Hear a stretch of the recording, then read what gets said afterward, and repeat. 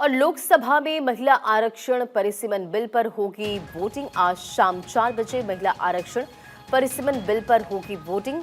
संसद में चल रहे स्पेशल सेशन में लंबी बहस के बाद होगी वोटिंग। तो देखिए इन बिलों पर चर्चा, उसे भी समझिए। संविधान 131वां संशोधन विधेयक 2026, परिसीमन संशोधन विधेयक 2026, केंद्र शासित प्रदेश कानून संशोधन विधेयक 2026 वो और आर्टिकल 55 राष्ट्रपति चुनाव से जुड़ा, आर्टिकल 81 लोकसभा की संरचना, आर्टिकल 82 डिलिमिटेशन प्रक्रिया, आर्टिकल 170 राज्य विधानसभा और इसी के साथ साथ महिला आरक्षण संशोधन बिल को भी जानिए। लोकसभा की सीटों में 50% तक बढ़ोतरी। तमिलनाडु में सीटें 39 से बढ़कर 59 होंगी। जनगणना 2021 के आधार पर निर्वाचन क्षेत्रों का परिसीमन संशोधन विधेयक में 7 प्रावधानों में बदलाव। अनुच्छेद 55, 81, 82, 170, 332 और 334A में संशोधन जनगणना 2021 के आधार पर होगा। विधानसभा क्षेत्रों का परिसीमन, विधानसभा सीटों में भी 50% की बढ़ोतरी। विधानसभा सीटें 4123 से बढ़कर 6186 हो जाएंगी।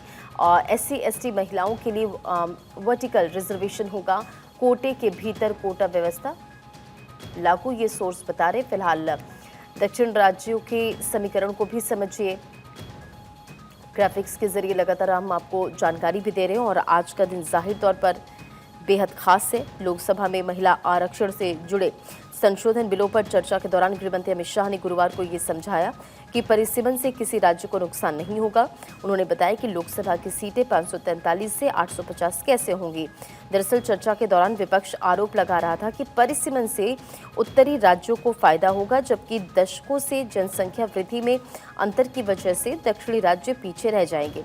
कांग्रेस ने कहा है कि ये बिल महिला आरक्षण के लिए नहीं बल्कि निशाना साधते हुए कहा कि परिसीमन के लिए है। फिलहाल शाह ने बताया कि 850 का जो आंकड़ा है वो कहां से आया। तमिलनाडु की जो सीटें हैं 39 से 59 हो जाएंगी। तो इन तमाम बातों का जिक्र किया गया। शाह ये भी कहते नजर आए कि परिसीमन आयोग का कानून पूरी तरह मौजूद कानून है और इसमें कोई बदलाव नहीं है। इसका चल रहे चुनावों पर भी कोई असर नहीं पड़ेगा।